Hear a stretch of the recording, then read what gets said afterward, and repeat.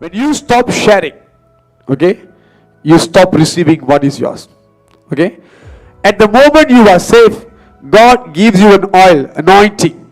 Okay? That anointing is the anointing of joy on your salvation. Now you got the oil, you keep it in your vessel. Okay? Which is, you are the vessel. You don't share the oil to other people, and the oil will be the same oil which you received 10 or 20 or 30 years back. Now it becomes an old oil. Will you use the old petrol for your car? Imagine. No. You're driving a car. You pump your car, you fuel your car 2 months ago, but you never used the car at all. Now when you start the car, of course the engine will be started again. But when you are driving the car, you know the speed is not the same. There's no pickup because it's an old one. Old fuel inside the tank. Now what would happen? Your car would not be the same as it used to be. Why it happened? The oil is no longer the same. It's not a new one. The same thing. Okay? Only if we drive the car, we can finish the fuel. If you just keep the car on side, if the car is not being used at all, you can't remove the petrol.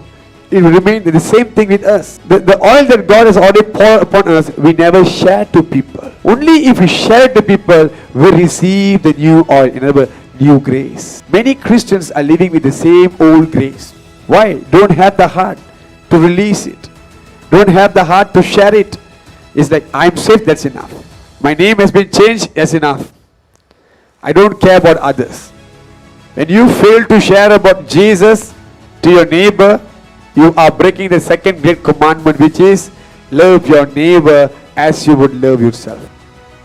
Give it. I'm not talking about your money. I'm not talking about your money. I'm talking about the good news.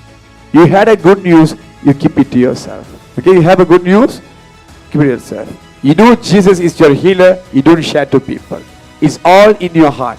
When you don't release this outside, then you have the same old anointing, which is too weak to help you now. That's why instead of getting stronger and stronger, we become weaker and weaker.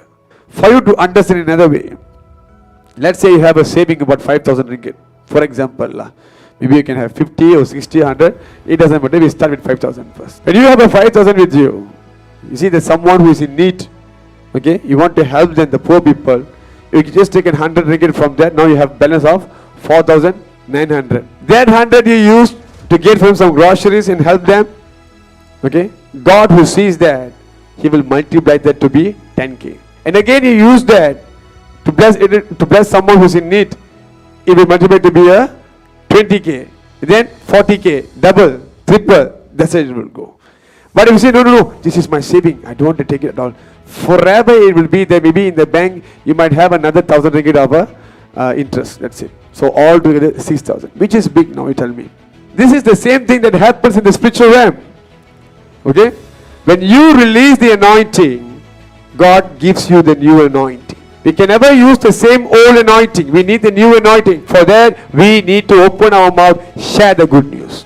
So don't underestimate the power of releasing, because when you release, you receive the new grace.